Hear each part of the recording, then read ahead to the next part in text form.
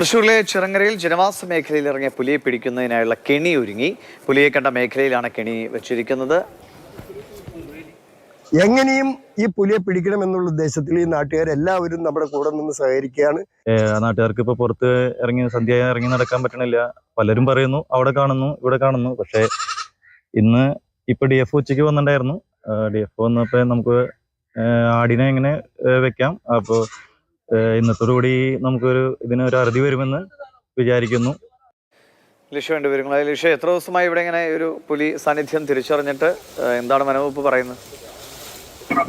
കഴിഞ്ഞ വെള്ളിയാഴ്ചയാണ് ഇത്തരത്തിൽ ഒരു വീടിന്റെ പുറത്ത് ഉണ്ടായിരുന്ന വളർത്തുനായിയെ പുലി പിടിച്ചു കൊണ്ടുപോയത്. അതിന്റെ CCTV ദൃശ്യങ്ങൾ പുറത്തു വന്നതോടുകൂടിയാണ് ഇത് പുലി തന്നെയാണ് എന്നുള്ള കാര്യത്തിൽ ഒരു വ്യക്തത വന്നതും വനംവകുപ്പ് ഉദ്യോഗസ്ഥരെത്തി അവിടെ പരിശോധനകളൊക്കെ തന്നെ നടത്തി.